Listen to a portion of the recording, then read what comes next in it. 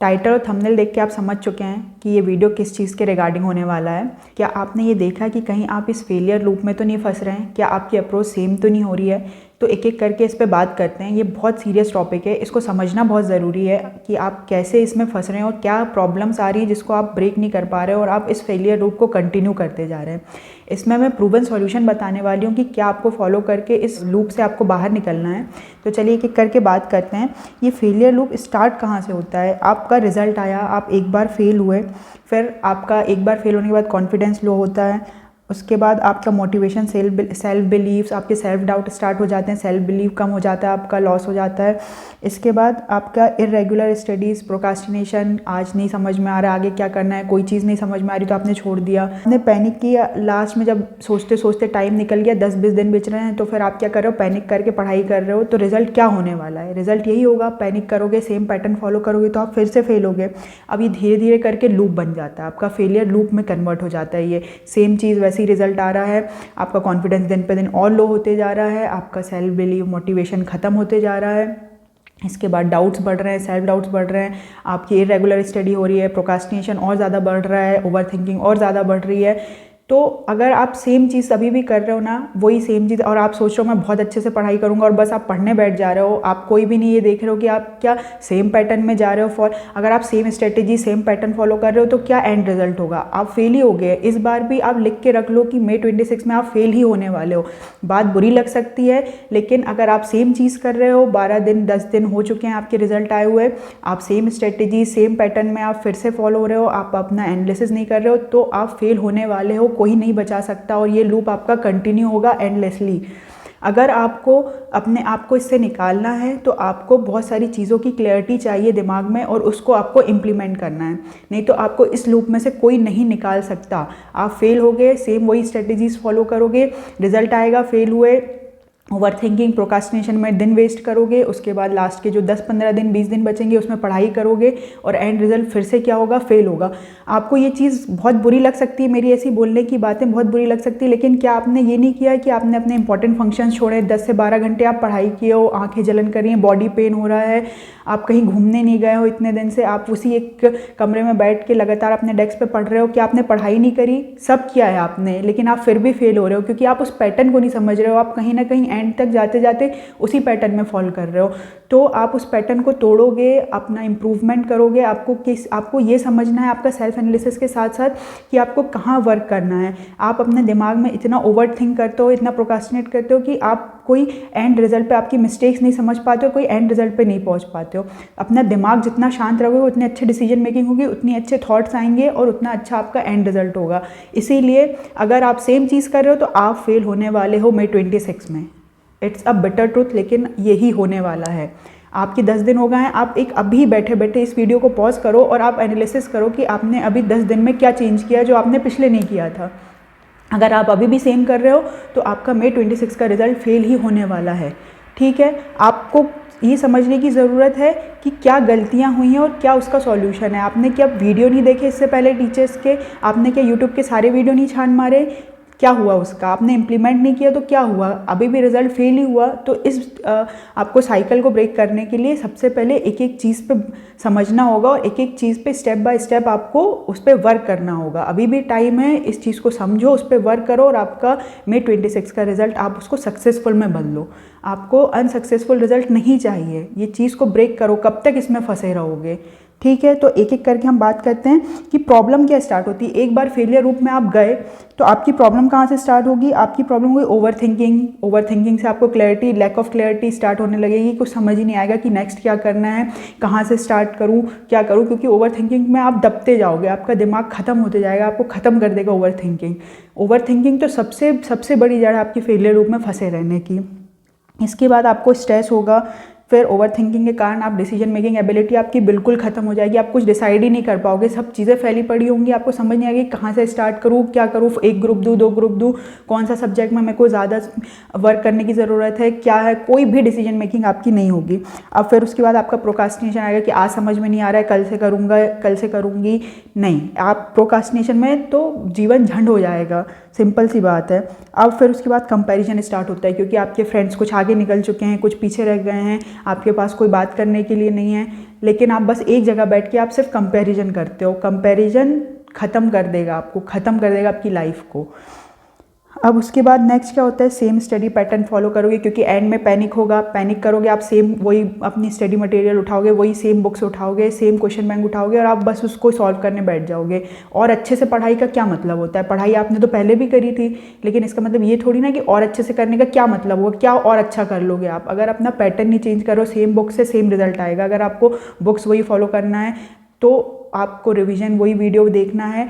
Change करो, अगर आपको ज़रूरी है तो चेंज करो ना, सेम चीज़ से सेम ही रिजल्ट आएगा। आपको खुद जानना होगा कि आपके लिए क्या गलत हो रहा है, क्या गलत जा रहा है इतने दिन में, उस चीज़ को समझो। सेम चीज़ करोगे सेम रिजल्ट मिलेगा। अब खुद पे बिलीफ ख़त्म, होप ख़त्म, क्या चाहते हो, बस ऐसे ही लूप में फंसे रहो। अब उसके बाद प्रेशर, फियर ऑफ फेलियर तो साथ में रहते ही है, और एक्सेसिव प्रेशर के कारण और काम ख़त्म। अब कुछ आइडेंटिफाई नहीं कर पाओगे, आपका दिमाग तो ओवरथिंक करके ख़त्म हो चुका है, तो आपकी क्या मिस्टेक है, रियल प्रॉब्लम हो क्या रही है, आप यही नहीं समझ पाओगे आपके साथ कि आपको कहाँ दिक्कत आ रही है। ये नहीं समझोगे तो कैसे पता चलेगा, आपको कोई आके नहीं बताने वाला है कि आपके साथ क्या प्रॉब्लम हो रही है। आप अपने आप के साथ 24 आवर्स रहते हो, आपसे अच्छा अपने आप को कोई नहीं जान सकता। तो आपको पता होना चाहिए, जब अपना दिमाग शांत रहोगे तो आपको पता चलेगा कि रियल में प्रॉब्लम कहाँ हो रही है, मिस्टेक्स क्या हो रही हैं आपको, जिस पर आपको वर्क करना है। जब आपके पास वही चीज़ नहीं होगी कि किस चीज़ पे मुझे वर्क करना है, तो आपको वर्क ही नहीं कर पाओगे और आपका एंड रिजल्ट क्या होगा, फेल। अब आप प्रोसेस, खुद के थॉट्स को ही प्रोसेस नहीं कर पा रहे हो ना, क्योंकि आपने ओवर थिंकिंग कर ली। अब आपकी जो थॉट्स आ रहे हैं, ठीक है आप फेल हुए हो, कहाँ गलती हुई, आपने यही नहीं ढूंढ पाए, आगे की थॉट ही नहीं प्रोसेस कर पाए, तो इसीलिए आप इस फेलियर लूप में अभी तक फंसे हुए हो। एक बार ये वीडियो पॉज करके और सोचो कि क्यों आप इस फेलियर लूप में फंसे हुए। सब कुछ करने के बाद आपने पढ़ाई करी, आप 15 से 20 घंटे बैठ के पढ़ रहे हो, सब कुछ कर रहे हो, लेकिन अभी भी क्यों फंसे हुए हो, क्या प्रॉब्लम क्या है वहाँ फंसे रहने की, क्या कर रहे हो आप कि क्यों वहाँ फंसे हुए हो। एक बार सोचो इस चीज़ को, अपना दिमाग शांत रहो। और ये एकदम से नहीं आएगा, क्योंकि आपने इतना सारा दिमाग में कचरा भर के रखा हुआ है, तो कैसे उसमें से कोई अच्छी चीज़ निकल जाएगी जो आपके काम आ जाए। कचड़े में से कचड़ा ही निकलेगा। तो इस चीज़ को समझने की कोशिश करो। ये बहुत सोचने वाली बात है कि हम दुनिया जहाँ की बेफालतू की बातों को सोचते हैं, लेकिन जो हमारे लिए इंपॉर्टेंट बात है हम उसको तो सोच ही नहीं पाते हैं। वो थॉट कहीं दबा के रख लेते हैं जो हमारे लिए काम आने वाला है। बस दूसरों की बातों को सोचना, दूसरों से कंपैरिजन करना, यहीं तक हमारी कहानी चल रही है अभी तक। तो आप इस फेलियर लूप में ही रहने वाले हो। इसको ब्रेक करना है तो अपने दिमाग को शांत रखो। सबसे पहले उसको थॉट प्रोसेस करने दो, उसको थोड़ा शांत रखो, जिससे कि आप अच्छे डिसीजन मेकिंग कर सको, आगे की मिस्टेक्स पता चले, जिस पे आप वर्क कर सको। अब जो प्रूवन सॉल्यूशन है ये मैं आपको बताने वाली हूँ। इन सब चीज़ों पे आपको वर्क करना है, एक एक चीज़ों पे वर्क करो। देखो आपको इस लूप से निकलना कितना आसान हो जाएगा। ये पूरे जो सॉल्यूशंस है ना प्रूवन है, क्योंकि एक टाइम पे ये इस फेलियर लूप का हिस्सा मैं भी थी। अपने आप को आपको खुद निकालना है, कोई आके आपको नहीं निकलवाने वाला इस फेलियर लूप में से। अब इसमें सबसे पहले आपको क्या करना है, एनालाइज करना है रीज़न क्या है आपका। आपके मल्टीपल फेलियर्स हो चुके हैं, तो ये क्या इंडिकेट कर रहा है कि आपकी कहीं ना कहीं स्ट्रेटेजीज़ में प्रॉब्लम है, आपके रिवीजन प्लान में प्रॉब्लम है, राइटिंग प्रैक्टिस नहीं हो रही है, मॉक टेस्ट की प्रिपरेशन नहीं हो रही है, या कोई और रीज़न है, आप बुक्स जो फॉलो कर रहे हो वो सही नहीं है। ऐसा तो नहीं है कि आप कुछ अमेंडमेंट्स नहीं देख रहे हो, आपकी पुरानी बुक्स की वजह से कुछ चीज़ें छूट रही हैं, या आपने उस बुक में इतना ज़्यादा वर्क करके रखा है कि आप उस बुक के आगे कुछ सोच ही नहीं पा रहे हो। जो आपने लिखा है, टिक किया है, सिर्फ उतना ही सोच पा रहे हो, कुछ न्यू नहीं सोच पा रहे हो। आपको सब चीज़ एनालिसिस करना है, सब चीज़ एनालिसिस करना है, और उसके बाद आपको पता चलेगा कि क्या रियल प्रॉब्लम है। जब आपको रियल प्रॉब्लम पता चल जाएगा तो आप उस चीज़ को रिपीट करना बंद करो धीरे धीरे। एक दिन में नहीं होगा, लेकिन धीरे धीरे हर दिन जब आप इम्प्लीमेंट करोगे, जब हर दिन, तो आपको पता चलेगा कि हाँ ठीक है, ये सेम हो रहा था, ये नहीं करना है, ये सेम हो रहा था, ये नहीं करना है।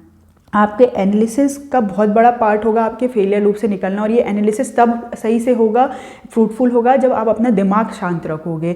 तो ज़्यादा कचड़ा मत सोचो, कोई ओवरथिंक मत करो। आप बेस्ट हो यार, आप यहाँ तक आए हो। इतना अपने आप को, इतना तो बिलीव रखो अपने ऊपर, इतना तो कॉन्फिडेंस रखो। पता है अभी सब कुछ एकदम गड्ढे में जा चुका है, कॉन्फिडेंस, आपका बिलीव खत्म हो चुका है, लेकिन ऐसे नहीं काम चलेगा ना, आपको ही अपने आप को निकालना है। तो थोड़ा सा बिलीव अपने ऊपर लाओ।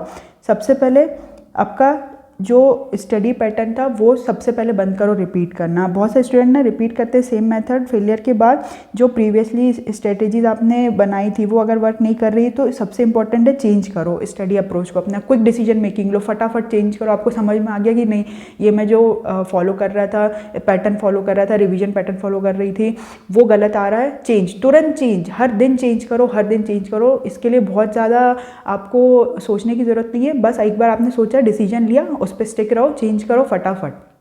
आप सेम चीज़ करके फेल ही हो रहे थे, एटलीस्ट चेंज करके तो देखो कि क्या एंड रिजल्ट होता है। सेम चीज़ करके तो फेल ही होना है आपने जो पहले फॉलो किया था, लेकिन अभी आप चेंज करो, आपको उसका रिजल्ट, एंड रिजल्ट भी चेंज होगा उससे आपका। आफ्टर एनालिसिस क्विक डिसीजन लो एज पर द रिक्वायरमेंट। सब चीज़ आपको बुक्स चेंज करना है, क्लास चेंज करना है, जो भी चेंज करना है, क्विक डिसीजन लो, आपके पास टाइम नहीं है।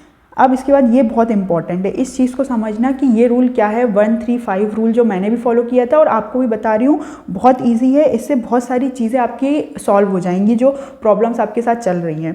अब देखो इसमें आपको क्या करना है, सबसे पहले ना मैं जैसे 2 सब्जेक्ट एक साथ करती थी, जैसे अगर आप भी कर रहे हो तो सबसे पहले 1 का मतलब है कि एक बिग चैप्टर उठाओ, 3 का मतलब है कि एक सब्जेक्ट का एक बिग चैप्टर कर रहे हो तो दूसरे सब्जेक्ट का 3 मीडियम टॉपिक्स उठा लो किसी चैप्टर के, और एक जो सब्जेक्ट बंद पड़ा हुआ है, कोई भी वो गैप चल रहा है जिसका, उसके कोई 5 बहुत छोटे से टॉपिक्स उठा लो, स्मॉल टॉपिक्स उठा लो हर दिन करने के लिए, तो उससे भी आपकी लिंक नहीं टूटेगी।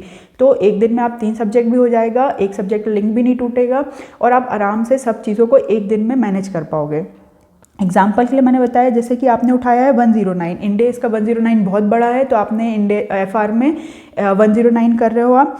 अब उसके साथ आपने एक ऑडिट सब्जेक्ट उठाया है तो उसके आपने जो भी चैप्टर चल रहे हैं उसके 3 टॉपिक आपने एक दिन में कंप्लीट किए, 3 जो मीडियम टॉपिक हैं जिसमें सब पॉइंट आ रहे हैं वो आपने कंप्लीट किया।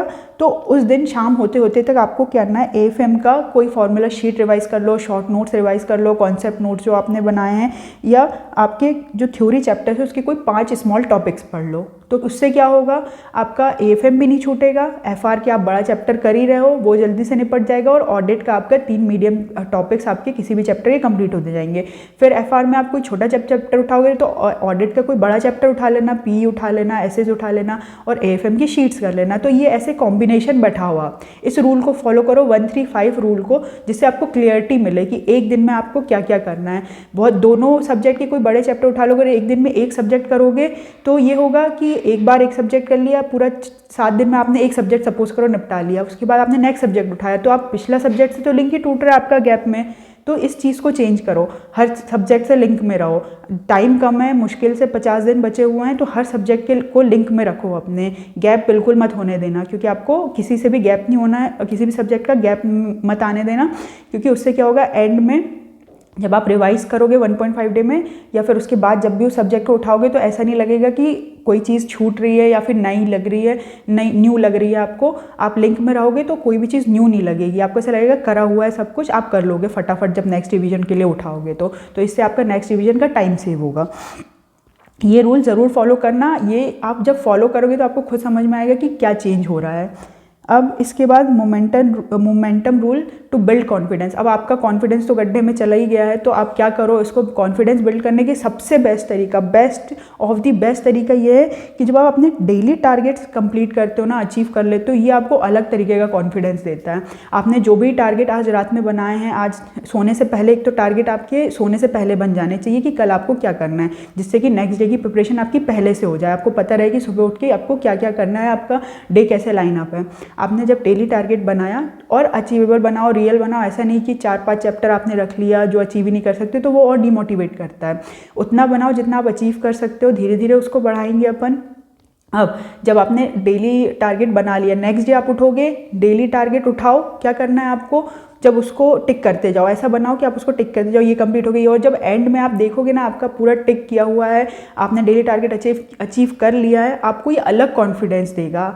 आपकी चीज़ें और आपकी चीज़ें कंट्रोल में चलती होंगी तो ये अलग कॉन्फिडेंस देगा आपका, ये हर दिन आपका कॉन्फिडेंस बूस्ट करेगा। तो ये एंड में जब आप एग्ज़ाम लिखोगे, ये उस दिन बहुत काम आएगा आपका कॉन्फिडेंस, आप अपने साथ जो लेके जाओगे। सीए एग्ज़ाम ना माइंडसेट, पूरा माइंडसेट पे चलता है आपका। ठीक है, थोड़ा कम पढ़ा, थोड़ा नहीं पता था, लेकिन आपका माइंडसेट उतना स्ट्रांग है, आप वहाँ जाके जाके परफॉर्म कर रहे हो उतना अच्छा, तो आपको उतने अच्छे मार्क्स मिलेंगे। लेकिन आपने बहुत अच्छी पढ़ाई करी है लेकिन आपका माइंडसेट ऐसा है कि डर लग रहा है, आप फियर ऑफ फेलियर को साथ में लेके जा रहे हो, कॉन्फिडेंस कम है, तो आपका फेल होना तो कहीं ना कहीं आपने 50% चांसेस तो आप फेल होने के लेके गए हो। इसीलिए माइंडसेट अपना क्लियर रखो, कॉन्फिडेंस हाथ में रखो, बिलीव करो अपने ऊपर, आपका आधा गेम तो यहीं सेट हो जाएगा।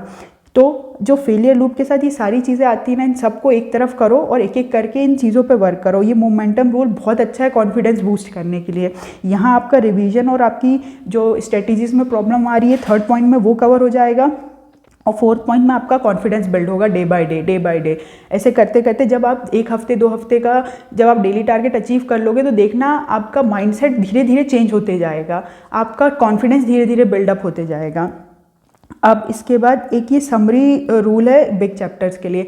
अब जो बड़े चैप्टर्स हैं ना उस पर कंट्रोल कैसे रखना है आपको, जो कन्फ्यूजन ना क्रिएट करे एंड में जाके, तो इसको कंट्रोल करने के लिए आपको क्या करना है कि जब आप कोई भी चैप्टर्स, यहाँ पर मैंने लिखा भी है कि टू मैनेज बिग चैप्टर्स, जैसे कि इंडेस कोई ऐसे है, क्या कोई ऑडिट का बड़ा चैप्टर है, सबसे पहले रिव्यू करो कि कितने टॉपिक उसमें आते हैं। आपको स्टार्ट करने से पहले एक समराइज वे में आपको पता होना चाहिए कि इसमें कितने टॉपिक आने वाले हैं। आपको ओवरव्यू एक पता होना चाहिए उस चैप्टर का, जिससे कि आपको चैप्टर का एक फ्लो समझ में आए आपको कि क्या क्या चीज़ें इसमें कवर होने वाली हैं, आपको किस पे फोकस करना है।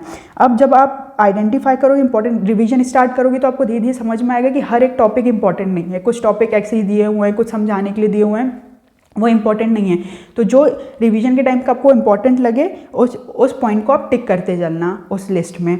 अब जब सारा चैप्टर पढ़ लोगे तो एंड में आपको उस सारे पॉइंट्स के सामने एक कीवर्ड्स लिखना है या 1 लाइन पॉइंट लिखना है, जिससे कि वो समराइज हो, जो कि इंपॉर्टेंट आपको लगे थे रिवीजन के टाइम पे, सिर्फ उन पॉइंट्स के सामने लिखना। तो अब क्या होगा, आपका पूरा चैप्टर समराइज हो गया। आपको सबसे पहले पता था क्या फ्लो होने वाला है, उस फ्लो में कौन से पॉइंट्स आपके इंपॉर्टेंट है, उसके आगे कीवर्ड्स या 1 लाइनर आपने लिख के उस चीज़ को समराइज कर दिया। तो 1 से 2 पेज में आपका बड़ा इंडेक्स हुआ या ऐसे हुआ या बड़ा चैप्टर समराइज हो गया। तो जब आप नेक्स्ट टाइम स्टार्ट करोगे उससे पहले एक बार या फिर गैप में एक बार उसको देख लिया, जो मैंने आपको यहाँ पर 1-3-5 वाला रूल बताया था, इसमें जो ये 5 स्मॉल टॉपिक्स करना था, जो आपका सब्जेक्ट बंद है उसमें उस 1 पेजर या 2 पेज में जो आपने समराइज किया है बड़े चैप्टर्स, वो एक बार आपने रिवाइज कर लिए। तो ये आपके ये जो समरी रूल वाला है बिग चैप्टर्स के लिए, ये भी बहुत इंपॉर्टेंट है, जिससे कि आपका बिग चैप्टर्स आपके कंट्रोल में रहेगा। आपको कंट्रोल में रखना है हर चीज़ें। जब आपकी चीज़ें आपके कंट्रोल से बाहर जा रही है ना, तब आपको प्रॉब्लम क्रिएट हो रही है। आपको पता ही नहीं चल रहा है चीज़ें चल कैसी रही हैं, कहाँ घूम रही हैं, कहाँ से कहाँ पहुँच जा रही है, क्वेश्चंस किधर से आ रहे हैं, बड़े चैप्टर्स में से किस टॉपिक का क्वेश्चन आ रहा है, कैसे सॉल्व करना है, ये सब मिक्स हो जा रहा है आपका एंड में। तो आपको सब चीज़ों की क्लैरिटी चाहिए, कंट्रोल चाहिए आपको चैप्टर के ऊपर। आपको सब्जेक्ट कंट्रोल नहीं करेगा, आप कंट्रोल करोगे सब्जेक्ट और चैप्टर्स को। तो आप जितना अच्छा कंट्रोल रखोगे उतनी अच्छी कमांड होगी आपकी, और उतना क्लियरिटी से आप क्वेश्चन सॉल्व कर पाओगे। तो ये समरी रूल। आप ट्रैक योर परफॉर्मेंस रेगुलरली। अब आपको ये बहुत ज़रूरी है कि आपकी परफॉर्मेंस आप रेगुलरली ट्रैक करते चलो, क्योंकि इससे आपको पता चलेगा कि आगे क्या क्या चेंजेस करने हैं, क्या चीज़ आपकी बच रही है, क्या चीज़ आपको ज़्यादा जिस पे वर्क करना है। ये सब आपके ट्रैक करने से पता चलेगा अपनी परफॉर्मेंस। तो रिव्यू करोगे आपकी प्रिपरेशन वीकली, ट्रैक करोगे कि कितने स्टडी आवर्स आपने कंप्लीट किए, टॉपिक कौन से कवर किए, क्वेश्चन सॉल्व किए, इसमें से कौन से इंपॉर्टेंट है, LDR हैं, सब आप बनाते चलोगे साथ में। रेगुलर परफॉर्मेंस रिव्यू आपको किस चीज़ के लिए हेल्प करेगा, कंटिन्यूस इंप्रूवमेंट में हेल्प करेगा, और आपको अभी इस टाइम पे कंटिन्यूस इंप्रूवमेंट ही करनी है। आप इस चीज़ को समझो। अब इसके बाद ये जो 2 टॉपिक है ना, इस चीज़ को बहुत अच्छे से समझना कि आपको स्ट्रेस और ओवर थिंकिंग को कंट्रोल करना है। आप ही कंट्रोल कर सकते हो। स्ट्रेस बेफालतू में मत बढ़ाओ अपना, इससे आप अपना एंड रिजल्ट जो है वो फेलियर में कन्वर्ट करते जा रहे हो। इतनी मेहनत कर रहे हो जिसका कोई इतना आउटपुट देने के बाद भी कोई इनपुट नहीं निकल रहा है, तो क्या मतलब, आपका एंड रिजल्ट फेलियर में आ रहा है, तो आपकी इतनी मेहनत, इतना struggle, late nights, early morning सब वेस्ट हो जा रहा है। इस चीज़ को आप समझो। तो आपको सबसे पहले तो ये स्ट्रेस और ओवर थिंकिंग आपको कंट्रोल करनी ही होगी। ज़्यादा स्ट्रेस और ओवर थिंकिंग से आपको आपकी डिसीजन मेकिंग, आपकी प्रिपरेशन पे नेगेटिव इफेक्ट आ रहा है। इसके बाद क्या हो रहा है कि आप अननेसेसरी प्रेशर क्रिएट करने की बजाय आप किस पे फोकस करो डिसिप्लिन पे, कंसिस्टेंट स्टडी पे।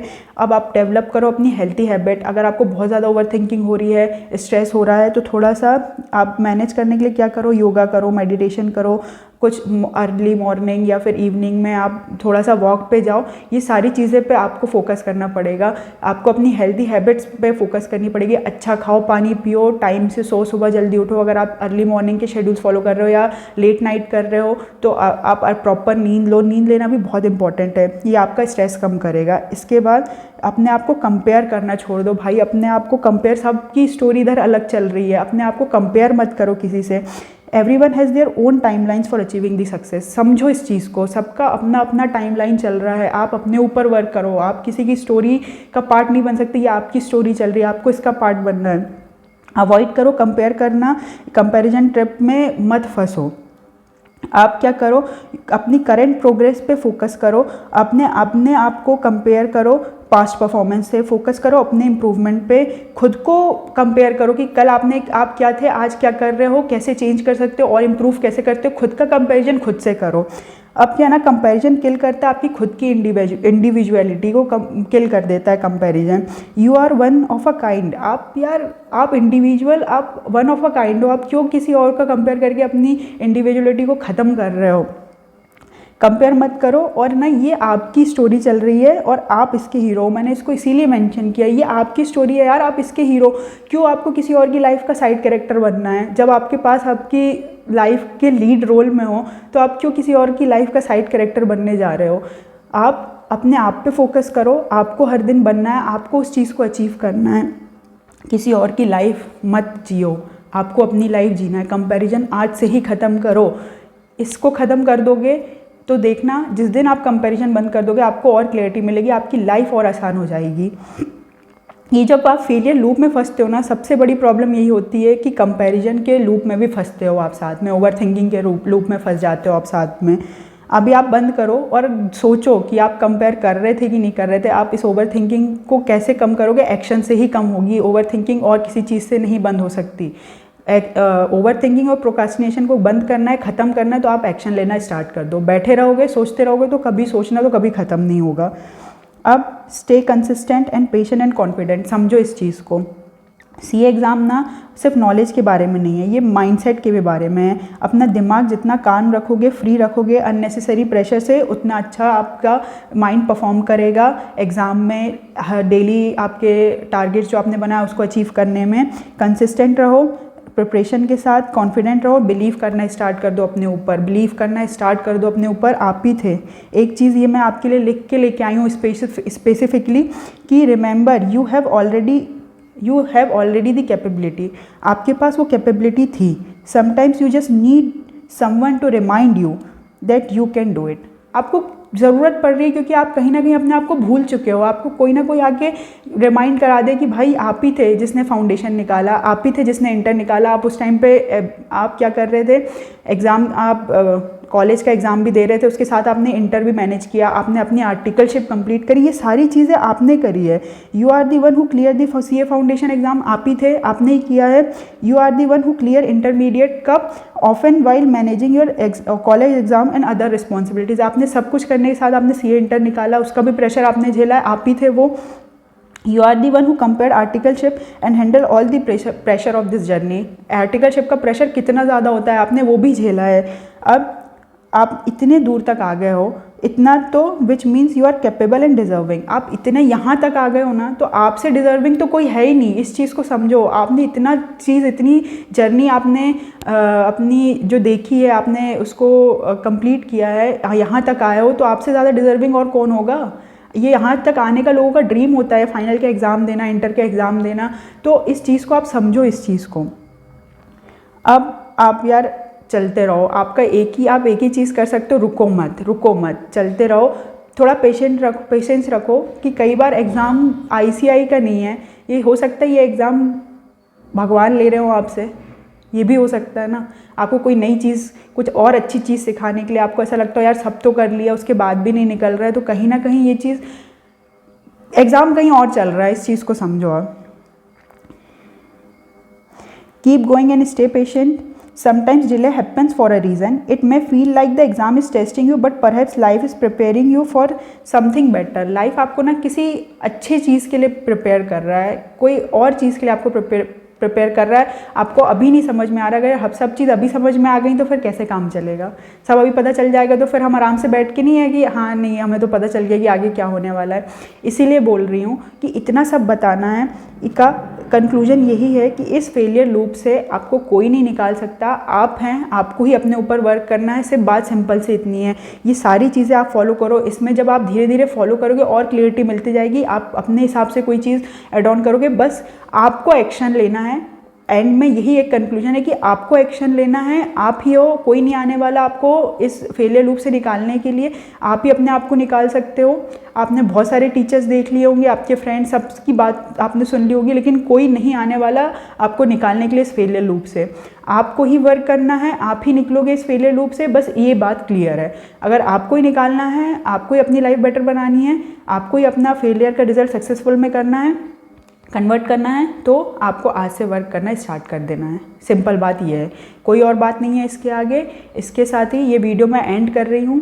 अगर मेरी कोई बात बुरी लगी होगी तो मैंने बोली है कि आपको बुरी लगे और आप अपना वर्क करो, I am not sorry about it. ठीक है, आप यहाँ तक देख रहे हो, अगर आप अभी भी बैठ के यहाँ तक देख रहे हो तो मैं आपको बोल रही हूँ गिव अप मत करना, बस वर्क करो। सही डायरेक्शन में वर्क करने की ज़रूरत है आपको, मैं आपसे बात कर रही हूँ। ठीक है, आप करो, आराम से वर्क करो, सब चीज़ पे एक एक करके स्टेप बाय स्टेप हर दिन वर्क करो। आपका कॉन्फिडेंस बिल्ड होगा और आपका एंड रिजल्ट May 26 में सक्सेसफुल होगा। और आपके पेरेंट्स के चेहरे की खुशी आपकी जो पेरेंट्स के चेहरे पे जो स्माइल होगी ना, उसके आगे सब कुछ फीका पड़ जाएगा। इसीलिए एंड में बस इतना ही बोलना चाहूँगी, गिव अप मत करना। कोई बैठा है आपके लिए, आपके पेरेंट्स जो देखना चाहते हैं आपको CA बनते हुए, इससे आगे और कुछ भी नहीं है। ठीक है, तो इसके साथ ही ये वीडियो एंड कर रही हूँ। अगर वीडियो अच्छी लगी हो, आपको हेल्प करी हो, तो प्लीज़ ज़रूर कमेंट करिएगा, बताइएगा, लाइक करिएगा, और जिसको इसकी बहुत ज़रूरत है उसके साथ शेयर करिएगा। इसी के साथ बाय बाय।